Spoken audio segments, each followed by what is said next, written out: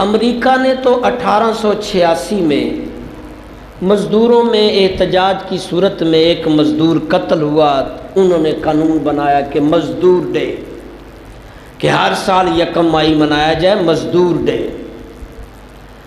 لیکن ہمارا تو 1400 سال پہلے سے مزدور کے حقوق متعین ہیں، نہ صرف مزدور کے، آجر اجیر، مزدوری پہ رکھنے والا اور مزدور بننے والا، دونوں کے حقوق اللہ اور اس کے رسول صلی اللہ تعالی علیہ وسلم نے 1450 سال پہلے متعین کر دیے تھے۔ بہترین ہمارا مذہب ہے اسلام۔ مسئلہ یہ ہے کہ ہمارے دین اسلام کو پڑھنے والوں کی تعداد کم ہوتی جا رہی ہے، کفر کا غلبہ ہو رہا ہے، ان کا جو موٹو ہے، ان کی جو سوچ ہے، اس کو مشہوری ہے، پروان ہے، اور جو حقیقی معنوں میں جس نے یہ دین دیا اور یہ سمجھایا اس کی کیا بات ہے۔ میں چند حدیثیں بیان کروں گا مزدور کے بارے میں بھی، اور جو مزدوری پہ رکھتا ہے، ملازم اور ملازم پہ رکھنے والا، آجر اور اجیر، دونوں کے بارے میں چند حدیث میں آپ کی بارگاہ میں پیش کروں گا۔ اللہ سب کو عمل کی توفیق عطا فرمائے۔ صحابی رسول ہیں، ایک دفعہ دیکھا کہ انہوں نے وہی خوبصورت کپڑا رنگ کا ڈالا ہوا ہے، اور ان کے ساتھ ان کے غلام ملازم تھے، انہوں نے بھی سیم وہی کلر، اسی طرح کا کلر کپڑا، نیا سوٹ پہنا ہوا ہے۔ صحابی نے کہا دوسرے صحابی سے جس کا وہ ملازم یا جس کا وہ غلام تھا، کہ اس کو ایک چادر پہنا دیتے۔ اس دور میں ایک چادر بھی بڑی بات تھی، جو یہاں سے لے کے گھٹنوں کے نیچے تک ایک ہی چادر بس، اور یہ بہت بڑی بات ہوتی تھی کسی کو ایک چادر بھی نصیب ہو۔ اور پھر دور جناب کا آخری جب دور آیا آپ کے وصال کے قریب، پھر 2 چادریں دستیاب ہوئیں۔ آج ہمارے بہت سے علماء بھی اور عام لوگ بھی بحث کرتے رہتے ہیں کس طرح کپڑے ہوں، نماز ہوگی نہیں ہوگی، وہ سارا منظر نہیں دیکھتے کہ کس منظر کے تحت یہ سارے مسئلے ہیں۔ تو بہرکیف صحابی نے اسے اپنے دوست صحابی سے کہا کہ یہ تو غلام ہے، اس کو ایک کپڑا دے دیا ہوتا۔ اکثر لوگوں کا میڈل پرائمری طبقہ ایک ہی کپڑے میں زندہ ہے، تو تم نے اپنے غلام کو بھی ایک کپڑا پہنا دیا، تو اتنا خوبصورت 2 کپڑے آپ نے بھی ڈالے، چادر، قمیض، سر پہ پگڑی۔ تو صحابی نے پھر یہ حدیث سنائی کہ اللہ کے نبی صلی اللہ تعالی علیہ وسلم فرمایا، جو مالک، جو سردار، جو آقا اپنے لیے پسند کرے وہی اپنے ملازم ماتحت کے لیے پسند کرے۔ یعنی مقصد یہ تھا کہ جناب رسول اللہ صلی اللہ علیہ وسلم کی ایک حجۃ الوداع کی حدیث بھی آپ نے سن رکھی ہے، آخری خطبہ میں جب آپ نے کہا تھا سنو اپنے ماتحتوں سے اچھا بیہیو کرنا، قیامت کے دن اس کے بارے میں تمہاری پوچھ گچھ ہوگی، اور جو تمہیں پسند ہو کھانا اپنے ماتحتوں کو، اپنے ملازموں کو بھی وہی کھانا دینا، جو تمہیں پہننا پسند ہے اپنے ماتحتوں ملازموں کو بھی وہی پہناؤ۔ یعنی کہ اگر تمہیں درد ہے، دوائی کی ضرورت ہے، تو ماتحت اور ملازم کو بھی درد اور دوائی کی ضرورت ہے، اور تم نے پوری کرنی ہے۔ جس طرح کا تم آئیڈیل لباس چاہتے ہو، ملازم کو بھی اسی طرح کا فراہم کرو۔ اور یہاں ہمارا اسلام اور یورپ، امریکہ یورپ، اس میں پچھلے کئی سالوں سے تضاد دیکھ رہا ہوں، کئی 100 سالوں سے۔ وہاں ہمارا اسلام اور اس کے قوانین، گرچہ وہ اسلام قبول نہیں کر رہے، مگر ہمارے قوانین جو عمر فاروق رضی اللہ کے دور میں یا جناب کے دور میں جو ایسے قانون اسلام نے متعین کیے تھے وہ اڈاپٹ کر رہے ہیں، وہ اس کو فالو کر رہے ہیں۔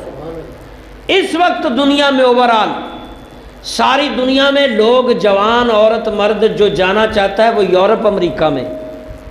عرب ترجیح نہیں ہے، سعودی عرب، دبئی، یہ عربی ملک ترجیح نہیں، اسے ترجیح ہے یورپ، امریکہ جانا ہے۔ میں نے چند جوانوں سے سوال کیا آخر آپ کے فارن جانے کی ترجیح یورپ، امریکہ ہی کیوں ہے، عرب ملک کیوں نہیں ہے؟ اس نے کہا جی بس بات تلخ ہے، سب سے زیادہ مزدوروں کی حق تلفی مسلمان ملک کرتے ہیں، سب سے زیادہ مزدوروں کا حق مسلمان خطے، سعودی عرب کے لوگ مسلمانوں کا مزدوروں کا حق کھاتے ہیں اور انہیں نیچ سمجھتے ہیں، خارجی سمجھتے ہیں، گھٹیا سمجھتے ہیں۔ اور اسی طرح دبئی یا دیگر عربی ممالک، پاکستان میں بھی یہی کچھ، یعنی ملازموں کو گھٹیا کانتر سمجھتے ہیں اور ان کے حقوق، ان کی مزدوری کو چبانے کی کوشش کرتے ہیں، جبکہ انگریز ایسا نہیں کرتا۔ شاذ و نادر کو اکا دکا ہو، وہ پر گھنٹے کے حساب سے پیسے دیتا ہے، پورا دن بھی نہیں۔ تم نے 1 گھنٹہ کام کیا، 1 گھنٹے کتنے پیسے، آگے نہیں کرنا چاہتے تمہاری مرضی۔ 8 گھنٹے کام کیے، 8 گھنٹوں کے پیسے۔ تو یہاں مسلمان خطوں میں یہ حال ہے کہ وہ مزدوروں کا حق چبا جاتے ہیں، اور جو مالدار ہیں، جو مزدور رکھتے ہیں، وہ اس چیز کو بھول جاتے ہیں کہ ہمارے نبی صلی اللہ علیہ وسلم نے مزدور کے بہت سے، جناب رسول اللہ صلی اللہ علیہ وسلم خود بھی ملازمت کی۔ ملازمت بہت بڑی کوئی برائی نہیں ہے، بلکہ القاسب و حبیب اللہ، اللہ تعالیٰ کے نبی صلی اللہ علیہ وسلم فرمایا جو محنت کرتا ہے، جو مزدوری کرتا ہے، وہ اللہ کا دوست ہے۔ تو محنت کرنا، ملازمت کرنا، نوکری کرنا، کام کرنا، دہاڑی لگانا، یہ عیب نہیں، بلکہ ہمارے نبی صلی اللہ علیہ وسلم فرمایا وہ کام کرنے والا، مشقت سے کمانے والا اللہ کا دوست ہے۔ تو یہاں بھی ایک اور حدیث جو میرے ذہن میں آ رہی ہے، اللہ کے نبی صلی اللہ تعالی علیہ وسلم فرمایا اللہ تعالیٰ 3 لوگوں کی طرف سے قیامت کے دن مدعی ہوگا۔ اللہ تعالیٰ خود قیامت کے دن 3 طرح کے لوگوں کا مدعی ہوگا۔ اس میں سے ایک فرمایا جو قسمیں کھا کر توڑتا ہے، اس کے خلاف کھڑا ہوگا۔ اللہ خود کیس اٹھائے گا، خود ہی بادشاہ، جج، خود ہی فیصلہ اور خود ہی دعویٰ، وہ تو نے میرے نام کو بیچا، میری جھوٹی قسمیں۔ اور دوسرا وہ شخص جو آزادوں کو، آزاد مرد عورت کو، بچوں کو پکڑ کے بیچ دے، اس کا بھی فیصلہ خود کرے گا، جج بھی خود ہوگا، مدعی بھی خود ہوگا کہ میرے انسانوں کو تو پکڑ پکڑ کے بیچتا رہا۔ اور یہاں مسلمانوں کو بیچ رہے ہیں اب کئی صدیوں سے، پاکستان میں بیچتے ہیں حکمران اور بڑے بڑے جرنل، میں نے دیکھا، میں اپنی زندگی کی بات کر رہا ہوں۔ اور عرب لیبیا میں بہت سی باتیں جو یہاں میک پہ نہیں کی جاتی، بھارت مسلمان کو بیچ رہا ہے۔ اور دوسری بات جو آپ نے فرمائی کہ قیامت کے دن اللہ اس بندے کا مدعی ہوگا جس کو پکڑ کر بیچا، کسی آزاد کو پکڑ کر بیچا، کسی کا عزت بیچی، کسی کا کردار بیچا، کسی کا عزت و ناموس بیچا، کسی انسان کو بیچا، اللہ قیامت کے دن اس کی طرف سے مدعی ہوگا تو میرے بندے کو بیچا ہے، میرے بندے کی عزت کو بیچا ہے، کردار کو بیچا ہے، اس کے دام لیے ہیں۔